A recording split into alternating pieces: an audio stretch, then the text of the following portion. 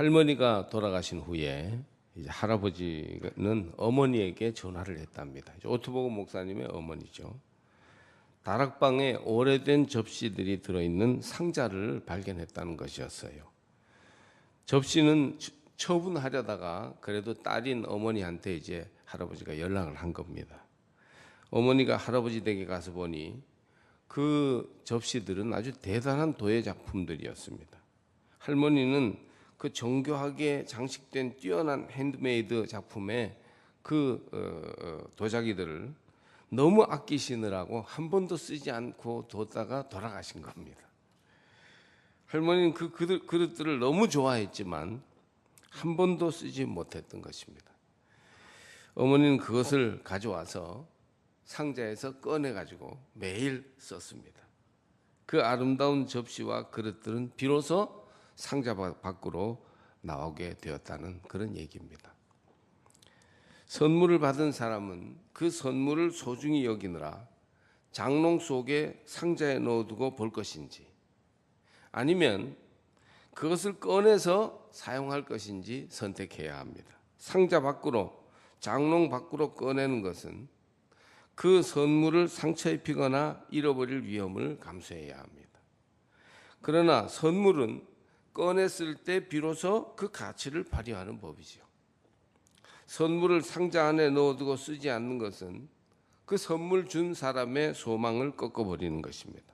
뜯어보지 않은 선물은 비극입니다. 저도 그런 비슷한 얘기를 할 수 있는데요. 경기도에 있을 때 교회에 홍익대 미대 교수이신 집사님이 나오셨습니다.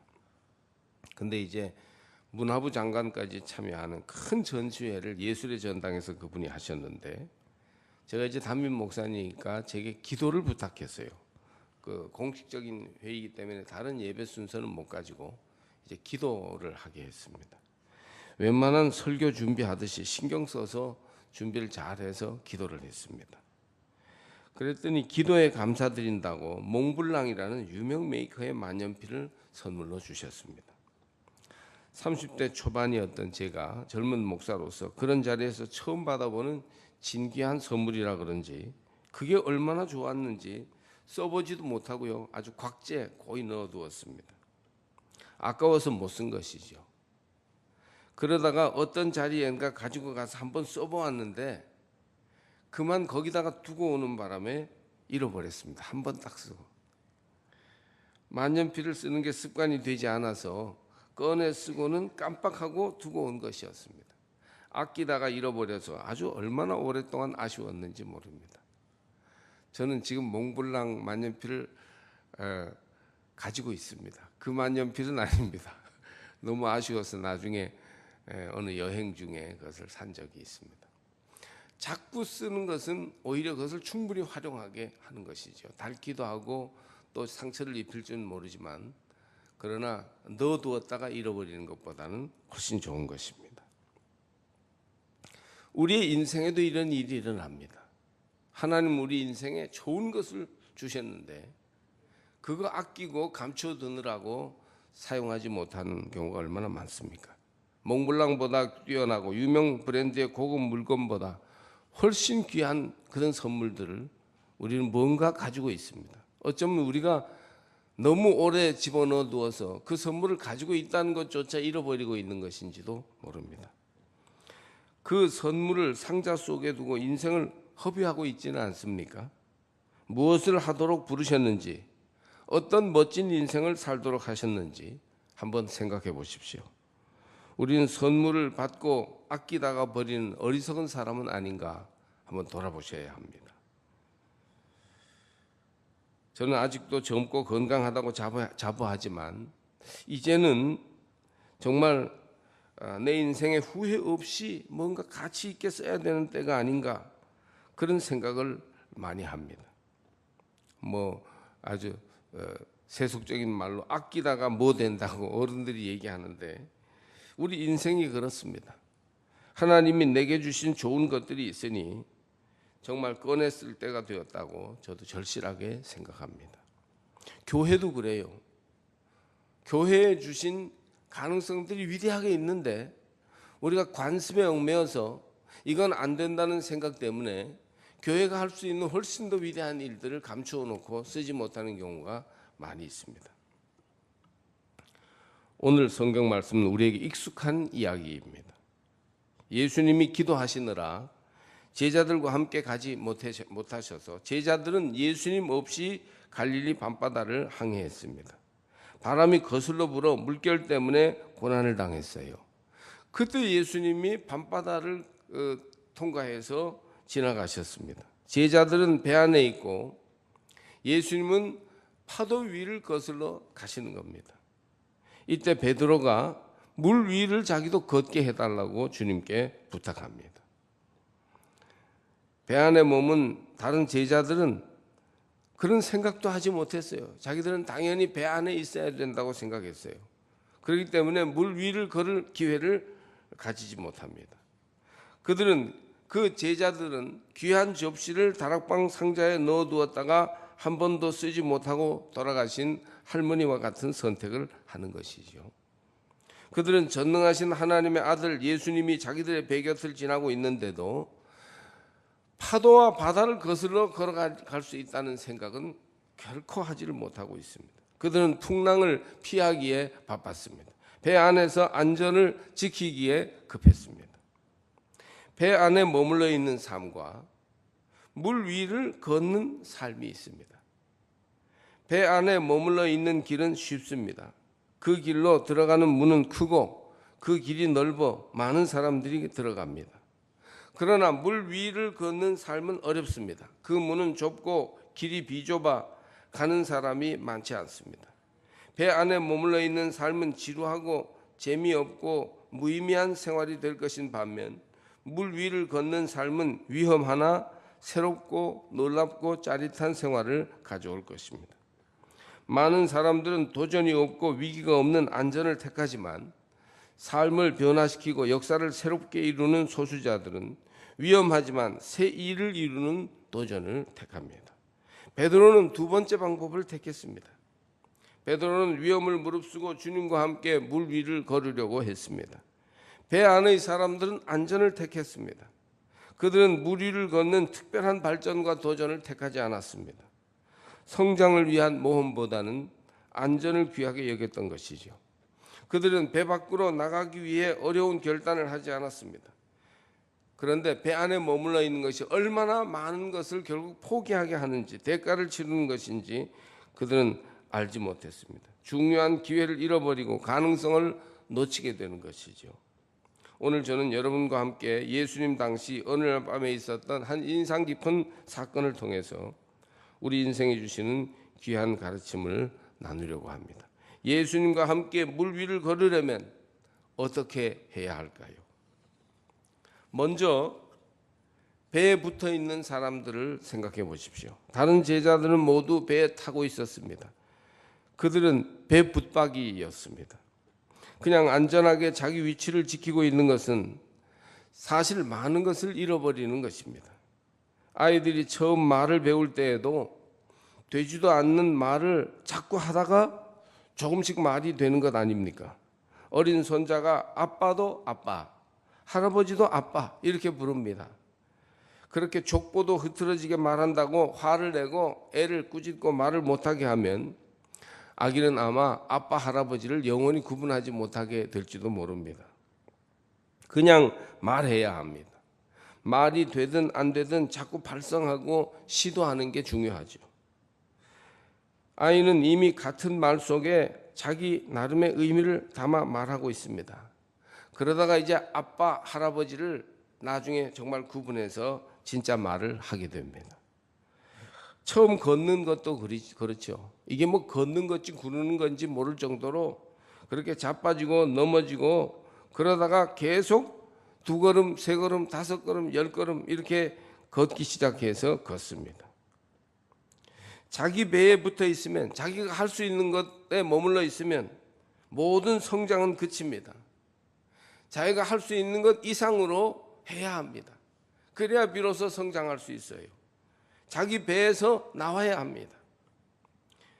베드로는 물 위를 걷기 위해 배 밖으로 나왔습니다. 이게 참으로 중요해요. 물 위를 걸으려는 사람은 먼저 배 밖으로 나와야 합니다. 우리는 배 밖으로 나오지 않고 환경을 탓합니다. 풍랑을 탓합니다. 바람이 너무 분다고, 물결이 높이 일어난다고 말합니다. 작은 절차를 가지고 따지고 명분을 문제 삼으며 안 되는 조건을 자꾸 얘기합니다. 그래서 결코 배 밖으로 나오지 않고 결코 물 위를 걷지 못합니다. 내 재능을 발휘하려고 해도 직장 분위기가 영 아니에요. 다른 일을 새롭게 하고 싶지만 나는 이 직장에 안정돼 있어서 그 일을 할 수가 없어요. 진정 사랑하는 부부가 되면 얼마나 좋겠어요. 그러나 그냥 같이 문제없이 그냥 사는 거예요. 그게 최고지요 뭐. 영적으로 성장하고 싶지만 생활이 받쳐주지 않네요. 그래서 나는 기도회도 못 나가고 특별한 어떤 봉사에도 참여할 수 없어요. 생활을 새롭게 하고 싶지만 지금 생활이 그냥 편안해요. 그냥 이대로 살다가 말래요. 이런 생각들과 얘기들 때문에 우리가 배 밖으로 못 나오는 겁니다. 주님은 우리 인생에 물 위를 걷는 기적과 능력을 보여주기를 원하십니다. 그러나 우리는 배 밖으로 나오지 않는 한 절대로 물 위를 걷지 못합니다. 교회적으로도 그래요. 안전운행, 모험, 회피만 해가지고는 하나님 뜻이 나타나는 위대한 교회 공동체가 될 수 없습니다. 우리가 혹시 좀 저 교회처럼 저렇게 좀 변화되고 정말 교회가 역동적이 되었으면 좋겠다. 혹시 그런 교회를 우리가 생각하고 있다면 그 교회들은 굉장히 위험한 결단을 통해서 자기를 변혁시키는 강력한 어떤 변화가 그 속에 있었기 때문에 그렇게 된 것입니다. 예를 들어서 속회 방학 때 아웃리치 좀 하시라고 하는데 말 자체가 아웃리치 영어이고 해본 적이 없다 하면서 대부분 속회가 꼼짝하지 않습니다. 해보면 상당히 다른 변화를 경험하게 될 텐데 좀처럼 그 배 밖으로 나가려고 하지 않는 겁니다.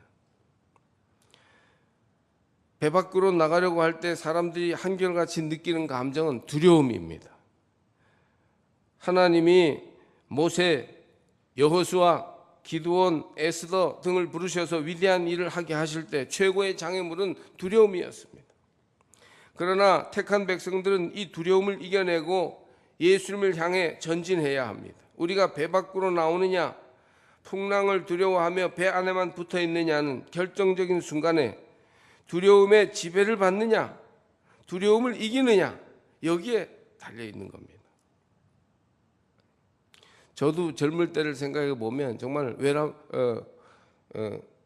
과분하게 유능한 전도사, 아주 장래가 촉망되는 젊은 목사로 이렇게 사랑을 받았던 적도 있는데 그때 두려움 없이 과감히 새로운 일들을 막 겁없이 시도했던 것 같습니다.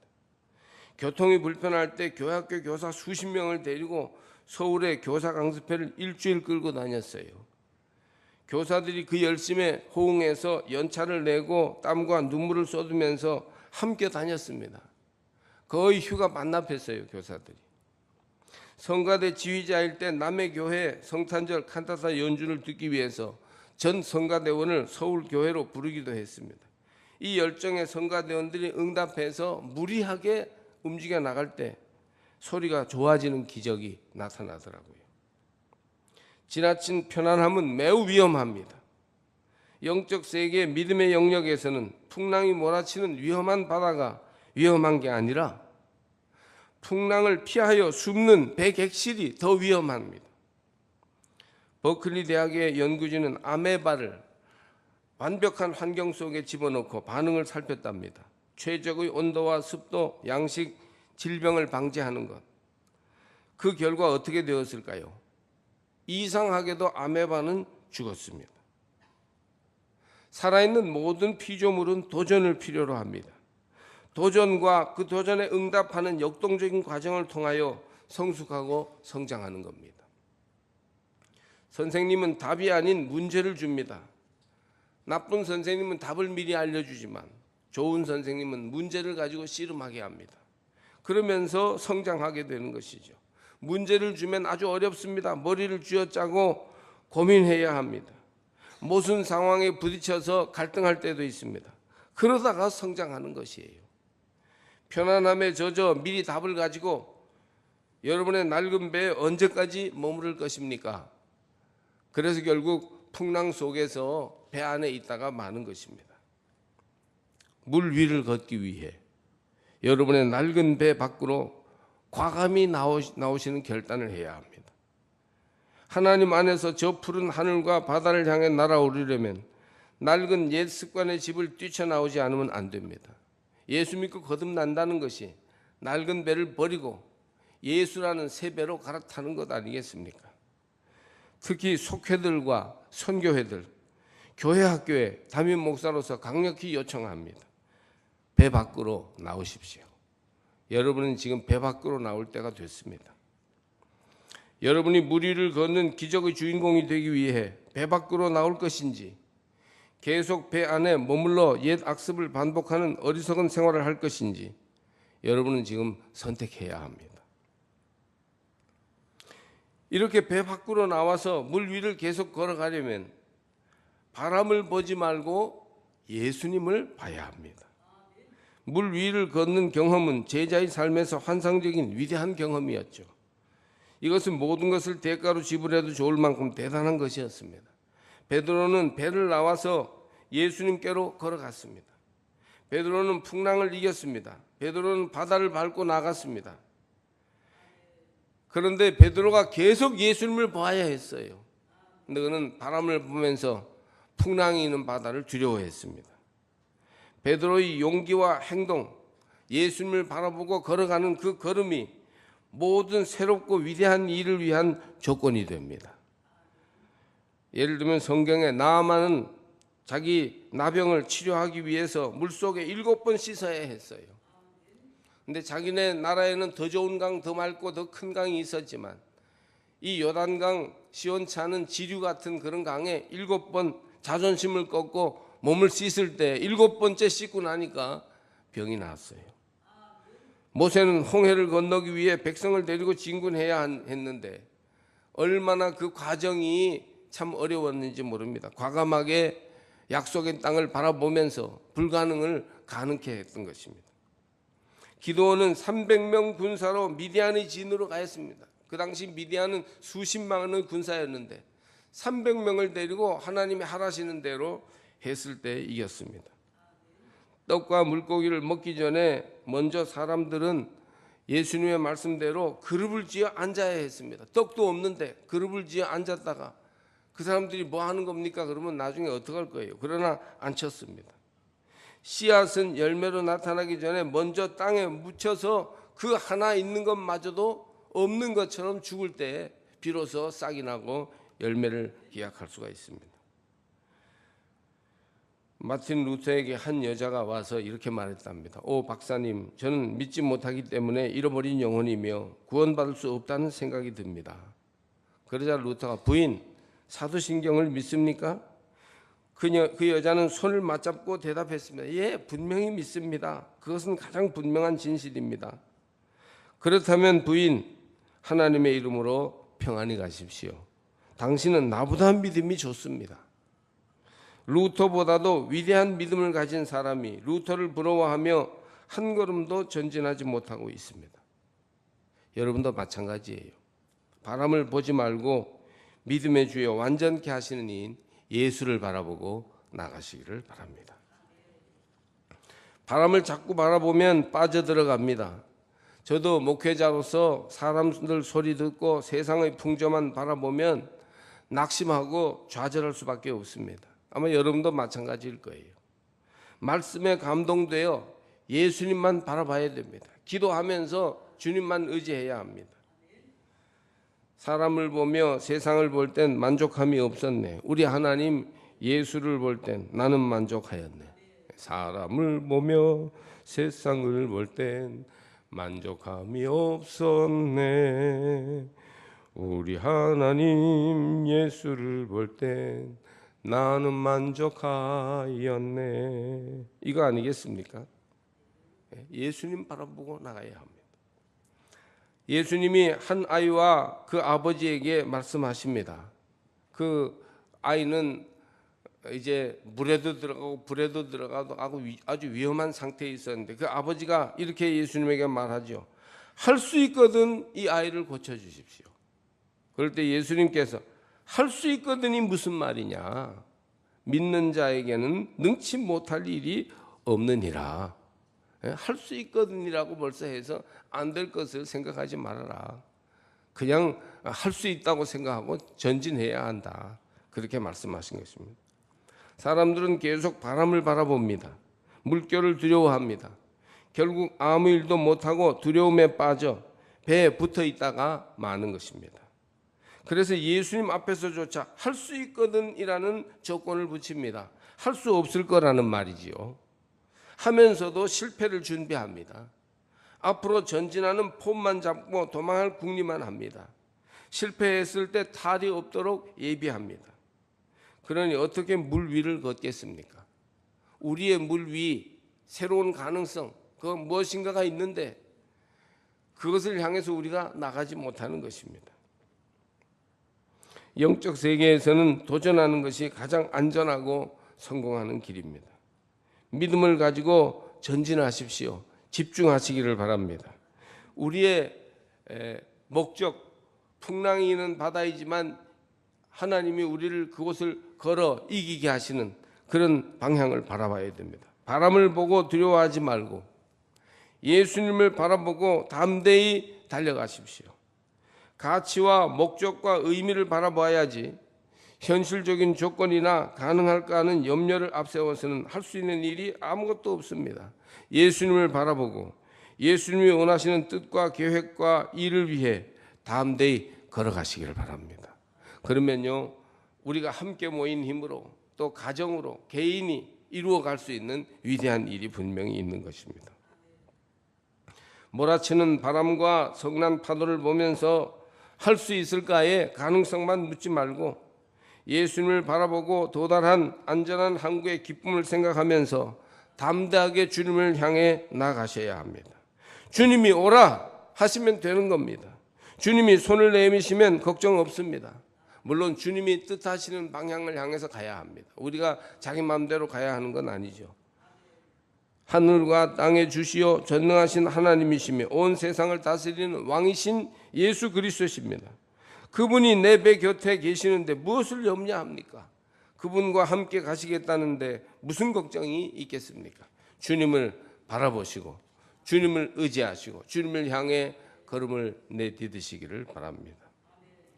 개인의 능력과 끼와 가능성들을 하나님께서 발휘하기를 원하십니다. 그렇기 때문에 우리가 주님을 향해서 바라보고 담대히 전진할 필요가 있습니다.